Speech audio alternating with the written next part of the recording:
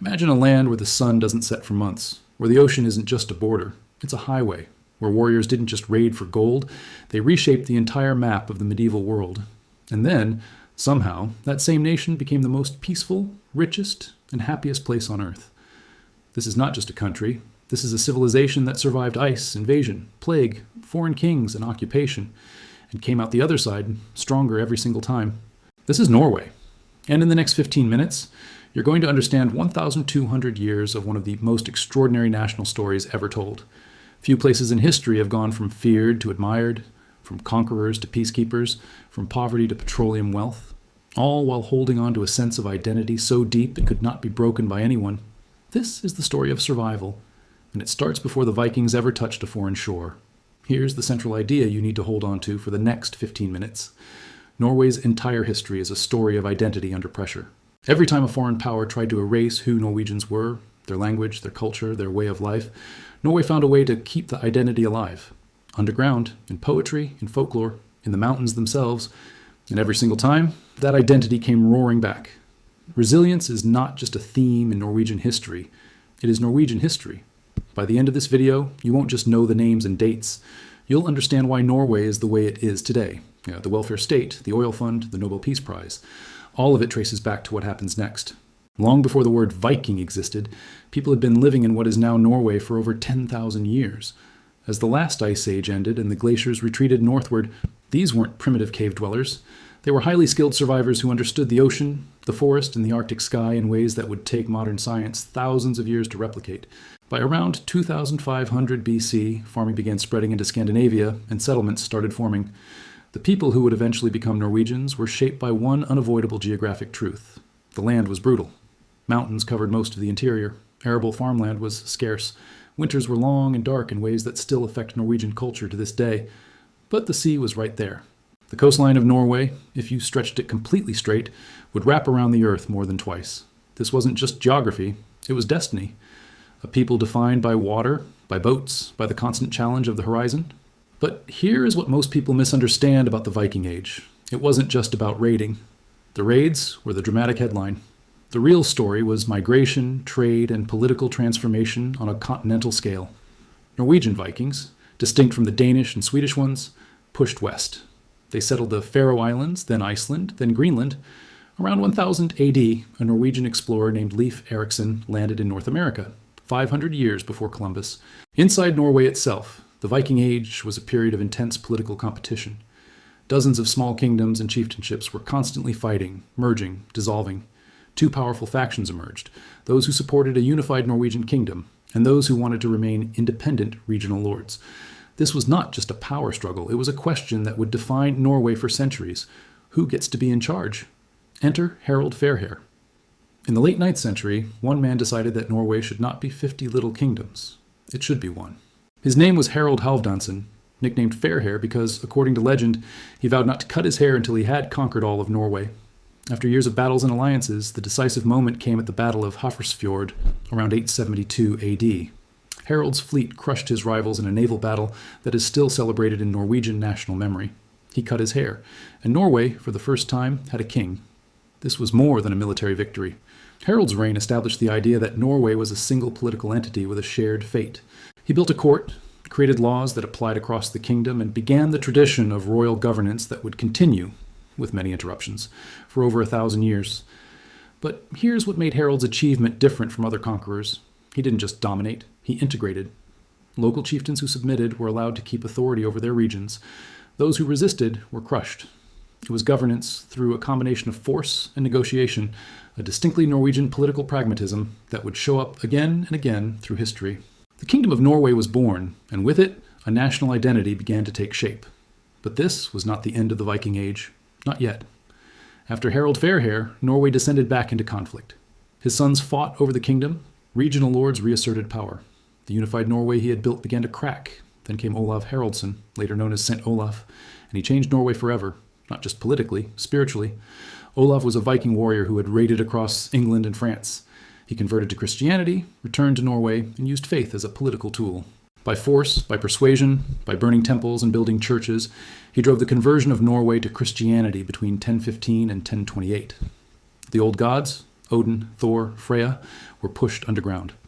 Churches replaced longhouses. Latin replaced the runic alphabet in official documents. Olav's methods were brutal. He was not a gentle missionary. He was killed at the Battle of Stiklestad in 1030 by a coalition of Norwegian nobles and Danish forces. But then something remarkable happened. Miracles were reported at his tomb. He was declared a saint, and the very death that seemed to end his power actually immortalized him. Saint Olav became Norway's patron saint. His image is still on the Norwegian coat of arms today, and Christianity became the foundational spiritual identity of the Norwegian people, a transformation that reshaped culture, law, language, and art for the next 1,000 years. In the 11th and 12th centuries, Norway was one of the major powers of Northern Europe. Norwegian kings controlled Iceland, Greenland, the Faroe Islands, Orkney, and Shetland. The kingdom was wealthy, its chips were unmatched, and its culture was producing some of the most sophisticated literature in medieval Europe, the Norse sagas. But the 13th and 14th centuries brought catastrophe. First came the Black Death. Between 1349 and 1351, the bubonic plague killed between 1/3 and 1/2 of Norway's entire population. Entire villages simply ceased to exist. The loss of population was so severe that farmland reverted to forest. The Norwegian nobility, decimated, lost the political strength needed to maintain an independent kingdom. Into this vacuum stepped the neighboring kingdoms. In 1397, Norway was absorbed into the Kalmar Union, a political union that joined Norway, Denmark, and Sweden under one crown. For the next 400 years, Norway would be governed from Copenhagen, ruled by Danish kings, with Danish as the language of power, administration, and prestige. Norwegian nobles gradually assimilated into Danish culture. The Norwegian written language effectively disappeared from official use. A foreign elite ran the country, and yet the Norwegian identity did not die. It went underground. In the mountains, in the valleys, among the farmers and fishermen who had never learned Danish and had no reason to, the old Norwegian culture survived. Folk music, folk stories, folk customs, preserved in oral tradition because there was no other way to preserve them. Identity, once rooted deeply enough, cannot be destroyed. It can only be hidden. And it was waiting. For 400 years, Norway existed as a province of Denmark. Danish was the language of the courts, the church, and the educated class. But throughout the 18th century, something was stirring. Across Europe, the Enlightenment was changing how people thought about nationhood, about language, about the rights of ordinary people to govern themselves. These ideas traveled north. Norwegian intellectuals, many of them educated in Copenhagen, began asking a dangerous question. If we have our own land, our own history, our own people, why don't we have our own country? The answer came not through revolution, but through catastrophe. The Napoleonic Wars upended the entire European order. Denmark, which had allied with Napoleon, found itself on the losing side. In the 1814 Treaty of Kiel, Denmark was forced to cede Norway to Sweden. Norway was simply handed over, like a piece of furniture, bent from one foreign king to another, but Norwegians refused to accept this. In a remarkable moment of political courage, Norwegian leaders convened at Eidsvoll in the spring of 1814. Over just a few weeks, they drafted one of the most progressive constitutions in the world, inspired by the American and French revolutions. On May 17, 1814, Norway declared itself an independent constitutional monarchy. May 17th is still Norway's national day, still celebrated with parades, traditional costumes, and children's processions every single year.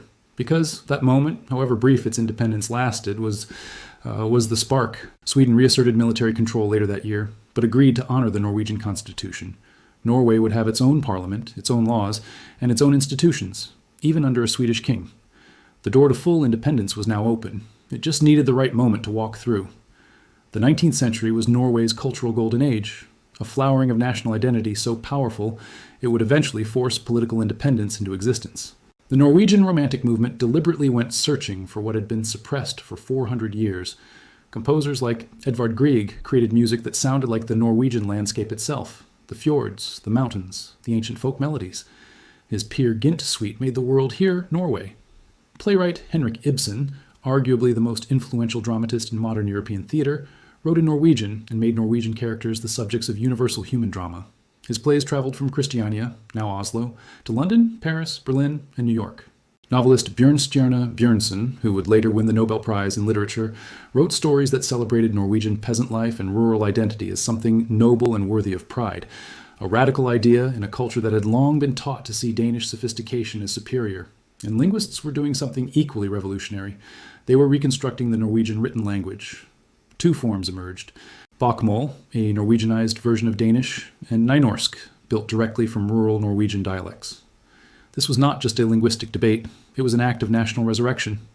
By the late 19th century, Norway had a culture, a language, an art, and a literature that were unmistakably its own. The political question was only a matter of time. On June 7, 1905, the Norwegian parliament voted to dissolve its union with Sweden. The vote was not a compromise or a negotiation. It was a declaration. A national referendum followed, and 99.95% of Norwegians voted for independence. It was one of the most decisive, most overwhelming democratic expressions in the history of any nation anywhere in the world. There was no ambiguity. There was no division. There was simply a people saying with one voice, "We choose ourselves." Sweden, to its enormous credit, accepted the result. No war, no occupation, no retaliation. One of the most peaceful separations of nations the world had ever seen. A model that diplomats and historians still reference when studying how countries can part without violence. Norway then had to make a choice: be a republic or invite a foreign prince to be king. After centuries of foreign rulers, this question was loaded with meaning. They chose a king, but a different kind. They invited a Danish prince who agreed to take the name Hakonses and to rule as a constitutional monarch entirely subordinate to the parliament and the Norwegian people. He would prove to be exactly the right choice at exactly the right time. For the first time in over 500 years, Norway was fully sovereign, and the timing was both fortunate and terrifying. Within 9 years, the entire world would be at war. The 20th century, the most violent in human history, was just getting started. Norway navigated World War I as a neutral nation, but the economic consequences were severe. The interwar period brought global depression, labor movement growth, strikes, and the rise of the Labour Party, which would eventually build the modern Norwegian welfare state. The foundations of 21st century Norway were quietly, determinedly being poured during these hard decades. April 9th, 1940. German forces invaded Norway without warning. Within hours, German troops were landing at every major Norwegian port. The Norwegian military fought back, and in one of the great David versus Goliath moments of the war, a Norwegian coastal battery sank the German heavy cruiser Blücher, delaying the fall of Oslo by crucial hours. King Haakon VII refused to surrender, refused to appoint a collaborator government, fled north with the Norwegian government, continuing to resist until evacuation to Britain became the only option. From London, the Norwegian government in exile directed resistance and kept Norwegian sovereignty legally and symbolically alive. Inside Norway, the collaborator Vidkun Quisling was installed as minister-president by the Nazis. His name became a word in multiple languages, Quisling, meaning traitor. But most Norwegians refused to follow him. Teachers refused to teach Nazi ideology. Clergy refused to cooperate. Civilians built underground networks of resistance. The occupation lasted 5 years. It was brutal, repressive, and humiliating. And it left a profound mark on Norwegian national memory. The memory that freedom is not guaranteed, that it must be protected, that neutrality without preparation is just vulnerability with a diplomatic name. When Germany surrendered on May 8, 1945, King Haakon returned to Norway to scenes of national celebration that generations of Norwegians still tell their grandchildren about. The identity had survived again, as it always had. Post-war Norway rebuilt itself with extraordinary discipline. The Labour Party, dominant in government for decades, implemented a comprehensive welfare state.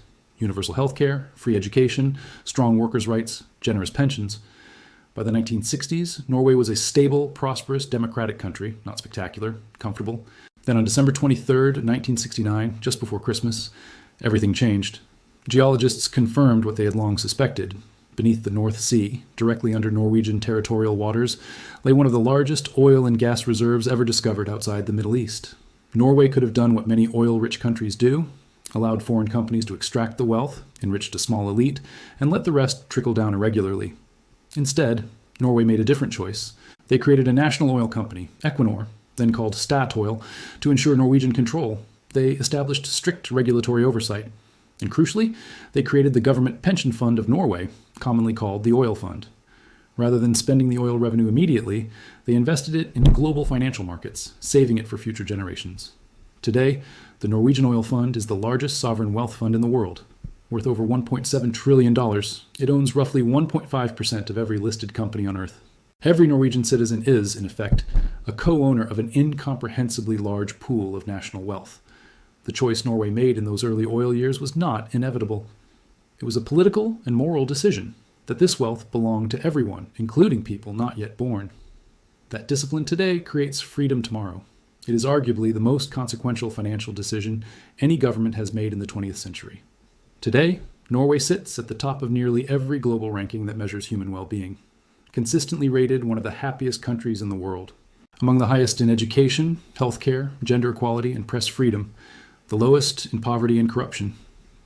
King Harald Fairhair, grandson of the wartime King Håkon VII, sits on the throne, a constitutional monarch who opens parliament and represents the nation in ceremonial terms. Real power lies with the Storting, the Norwegian parliament, and a government that alternates between center-left and center-right coalitions. Norway has chosen repeatedly not to join the European Union, a decision that still generates debate. They participate in the European single market through the EEA agreement, but retain control over fisheries, agriculture, and ultimately their own laws. It is a characteristically Norwegian compromise, engaged with the world, but on their own terms. The Nobel Peace Prize is awarded in Oslo, a deliberate choice by Alfred Nobel, who wanted the prize given by a small, non-imperial nation without global political ambitions. No other choice could have been more appropriate. And yet, Norway faces the same tensions every wealthy democracy faces: immigration and integration, the balance between oil wealth and environmental responsibility, how to maintain a strong welfare state as the population ages, how to stay relevant in a world where the great powers increasingly make decisions that small countries simply have to absorb. The challenges are real, but so is the foundation beneath them. They survived the Ice Age, they survived the Black Death, they survived 400 years of Danish rule, they survived Nazi occupation, they survived being handed from one foreign king to another, like a parcel passed between empires that never asked what the people inside actually wanted. And every single time, they came back, not just intact, stronger, more certain of who they were, more determined to protect it. This is the pattern of Norwegian history, and it is not an accident. It is a culture that developed resilience as a survival mechanism, a geography that offered breathtaking beauty and punishing difficulty in equal measure. Fjords so spectacular they stop your breath, and winters so dark they could break your spirit if you let them. A people who learned, over 12 centuries of experience, that identity is not something you inherit passively. It is something you protect actively, something you fight for, something you pass down through folk songs and folk tales and constitutional celebrations, and a stubborn refusal to forget. The Norway of today, with its trillion-dollar sovereign wealth fund, its universal health care, its Nobel Peace Prizes, its Grieg and Ibsen, its passionate May 17th parades, did not appear from nowhere. It is the direct result of every hard choice, every act of quiet resistance, every moment of cultural preservation, every generation that refused to let the flame go out. And the story is not over. Norway is still learning what it means to be Norway in the 21st century. A small country of just 5 million people with enormous wealth, ancient values, and a world that increasingly needs exactly the kind of patient, principled, long-term thinking that Norwegians have been quietly practicing for over 1,000 years. History suggests that when the pressure comes, as it always does, Norway will find a way, from Vikings to modern kings, from longships to the largest sovereign wealth fund on earth, from the monastery at Lindisfarne to the Nobel Peace Prize ceremony in Oslo. 1,200 years, one extraordinary unbroken story of a people who refused to disappear. This was Norway, and it is far from finished.